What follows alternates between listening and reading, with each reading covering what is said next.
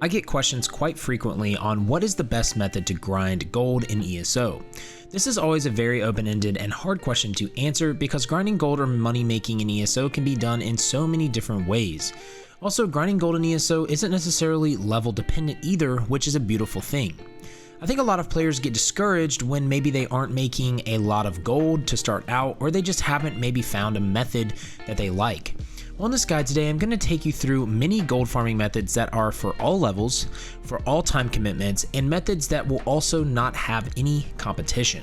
Hey, what's up everyone? I'm Adam with brahwegotthis, and welcome to my updated money-making ultimate guide of ESO in 2022. In this guide today, I'm going to go over 9 to 10 methods that you can utilize that will give you some great gold and money making opportunities. In each of these methods, I'm going to explain whether or not they are high risk, high reward, easy to do, level gated, or if they have no level requirement at all. I think that it's important to include methods that a level 3 can do, but also a level 3000 CP can do. Another thing to note, the reason I'm updating this as well is my last ultimate money making guide was a long time ago. The quality of that guide was subpar in my opinion, and that was early on in my YouTube career.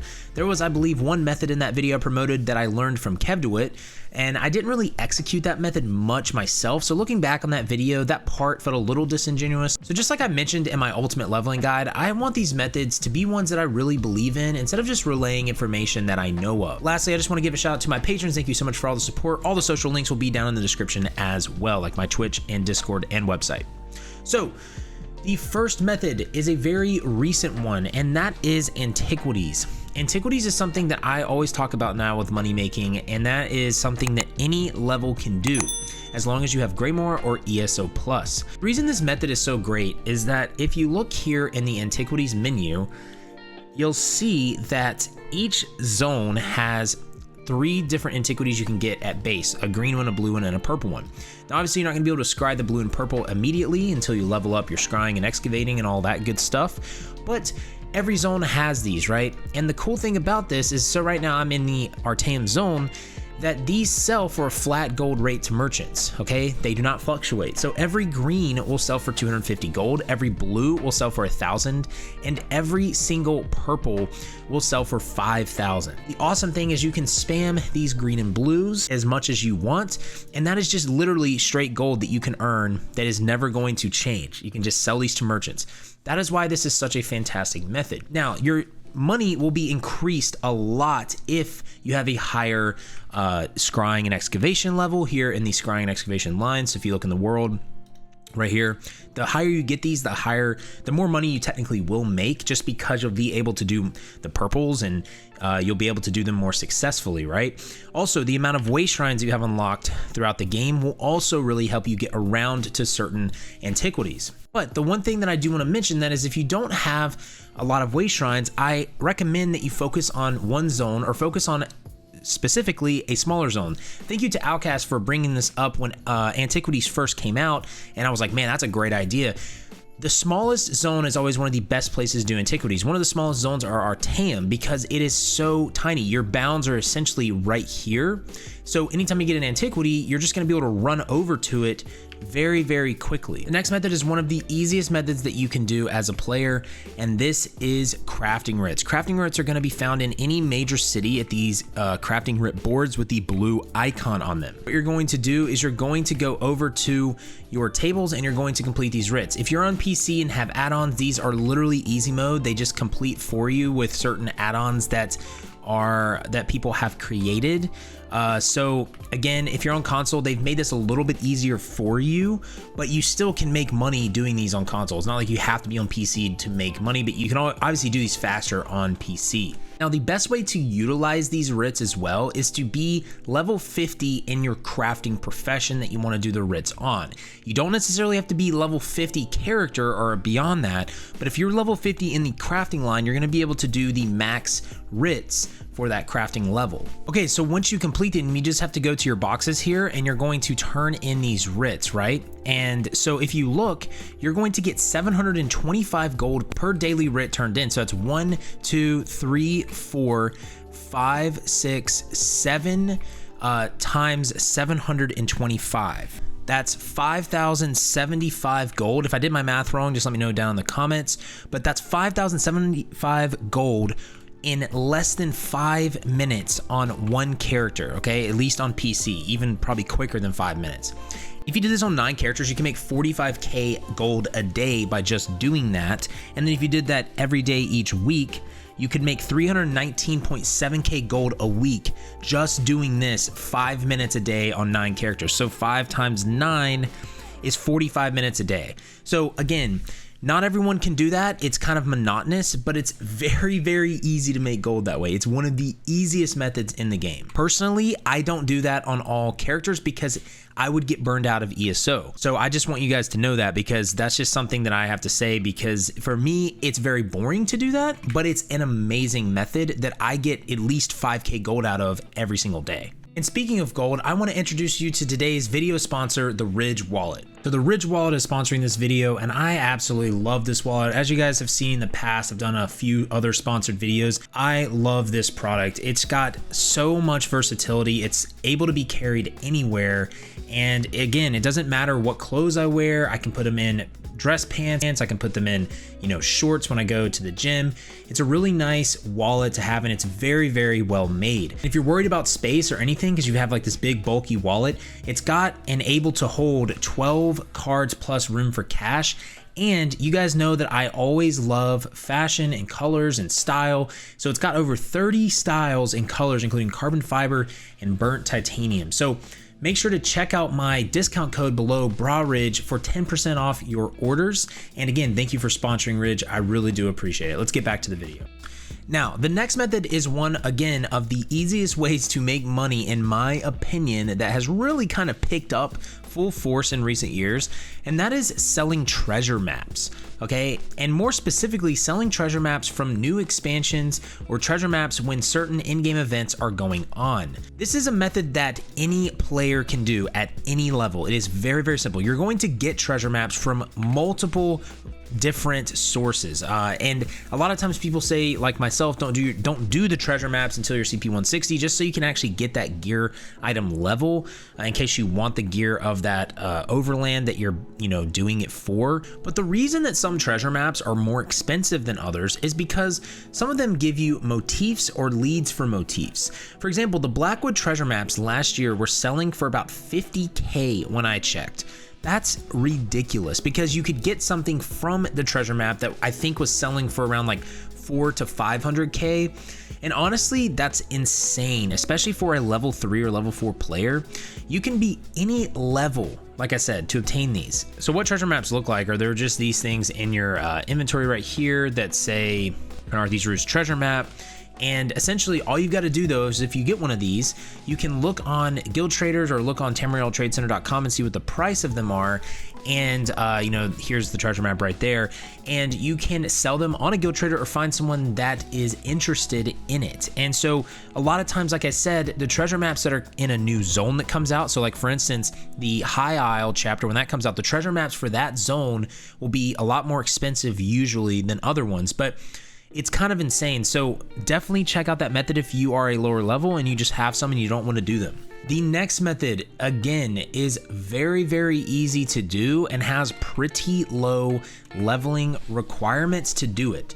And that is farming crafting mats, and specifically farming housing mats from resource nodes. Mats that are used to make furnishings in this game are very, very, very expensive. So if you look, let's go to woodworking, right? And we look at something like heartwood. Heartwood right now, according to this listing, is around 511 to 639 a piece just for this, okay? I have 208 of these right now. So 10 of that is like 5k at the minimum, 100 of it's 50k, so that's 100k right now in my inventory with this. You've got stuff like that, you've got Bast, you've got stuff like Regulus, and you have just various other materials that are used for furnishings. They want to make cool furnishings for their house, right? And so what I would recommend is, again, take the small zone mentality, go to places like Artaeum, and you see all these resource nodes right here that have popped up, right? That is where resources that I've found have spawned, right? And so every time I see a new one, it will make a new node. But if I go to a runestone, there's a chance that I will get a certain material like mundane rune. you'll see in my inventory, mundane runes are 702 to 877 gold a piece.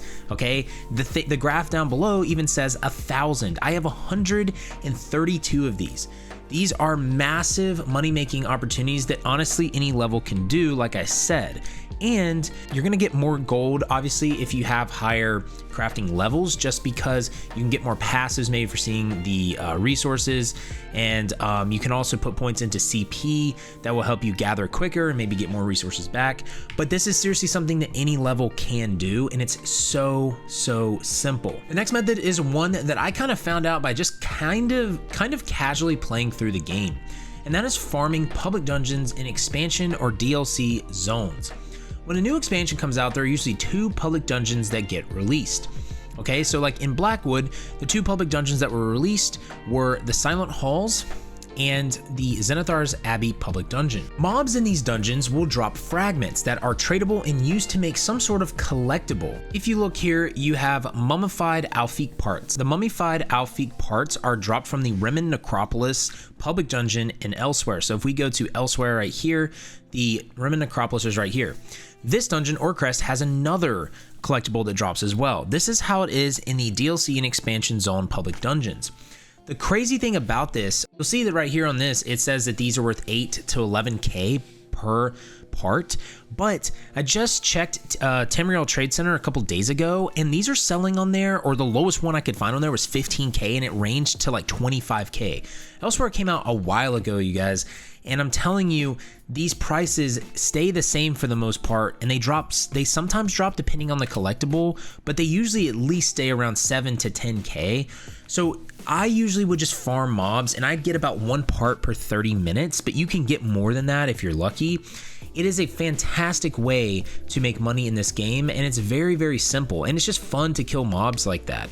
Also, if this really can be done at any level if you have a group with you. However, if you are a lower level, you will need someone with you or other people in the dungeon, which normally there is because it's a public dungeon, because you will get overwhelmed as a very low level in DLC public dungeon. Now, if you want a method that is a little bit more risky, but very easy to do with no level requirement, you just need the gold to do it, I call this the Welkynar Binding method, and even in 2022, it's still decently strong for the reward that you can get from the looks of the Guild Traders and Tamriel Trade Center that I've looked up.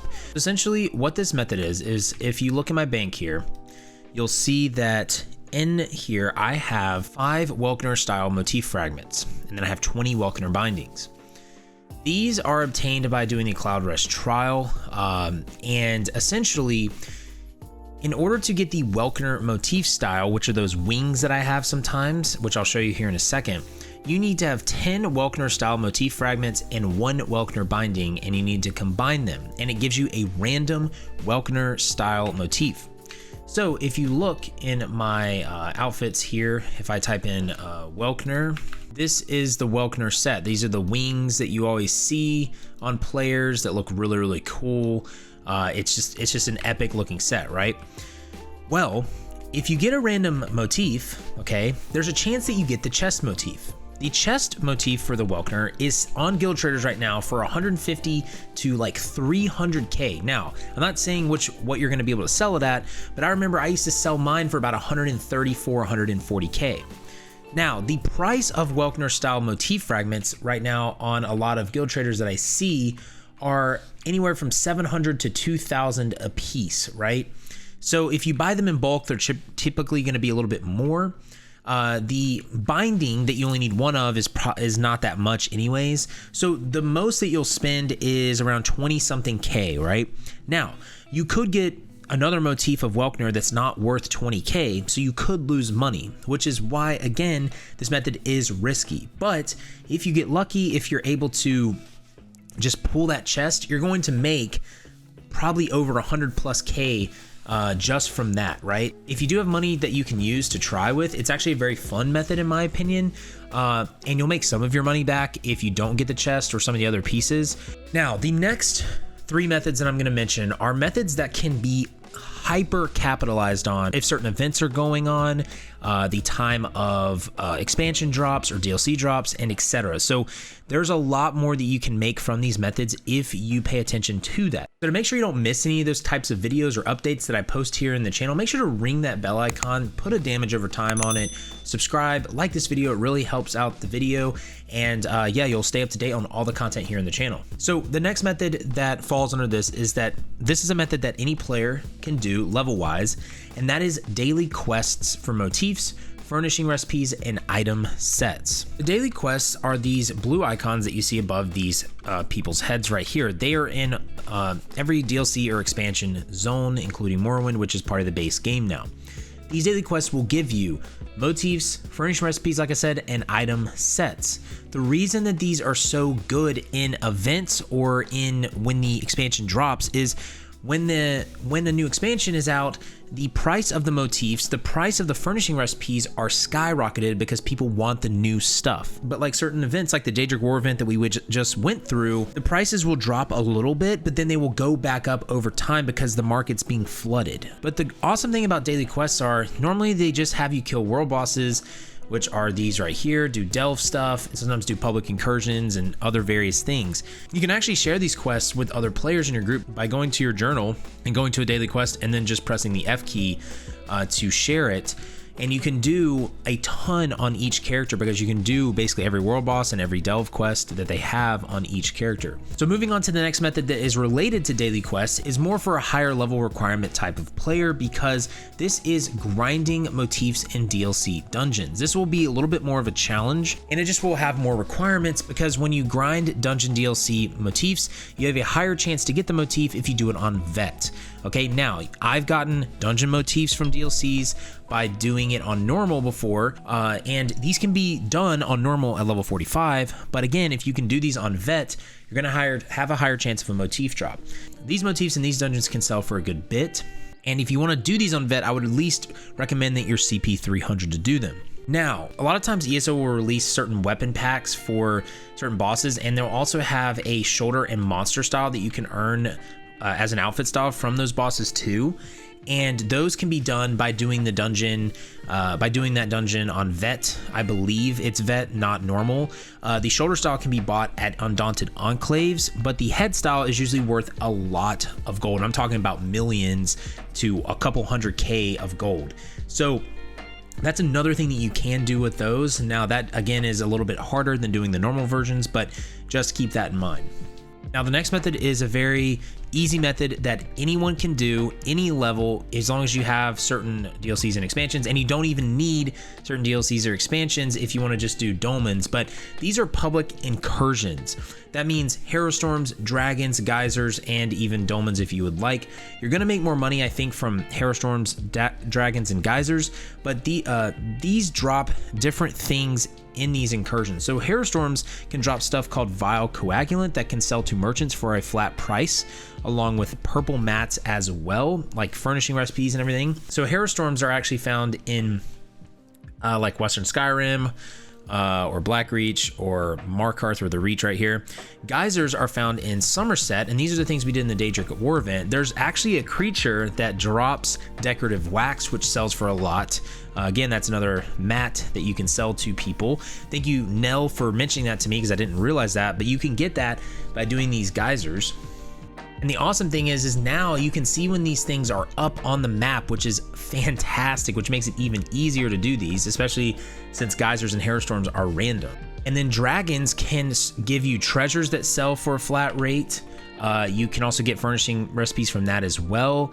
And so these public incursions are great ways to make gold as any level of player. Again, because there's usually going to be a lot of people doing these. So even if you're level 5, it's still a great way. Now, the next method that I was gonna do was going to be my Aldmeri Dominion PvP loop run that I do that I've mentioned about 1 million times in many videos. The reason I'm not really gonna go in depth on that video is because I was told by Selena, who's one of my mods, that a lot of the prices that of items that you get in that cave actually have like halved, like it kind of fell down a lot. And I think what she was saying is that that is because of some of the economy that was going on in ESO. And that's something to bring up as well, is that sometimes these methods can definitely fluctuate because of the economy.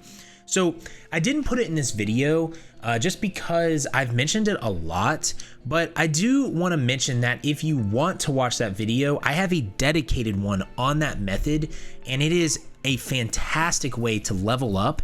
It's a fantastic way to gain money. Even if it's halved, I think it'll still be worth your time. I'll have that video up in the card here at the end of the video and down in the description. But I just want to thank you for watching, y'all. Thank you so much. If you did like this, make sure to leave a like, subscribe, heavy attack that bell icon to stay up to date. Check out the website, the Discord, and our Twitch. We stream Tuesday through Friday, twitch.tv/brahwegotthis. And remember, again, if you want to watch that video on the AD cave farm, which is one of the best ways to level and make money in my opinion, check it out in the cards above. But I'll see you guys later. Just have faith, be great, and I'll see you on ESO.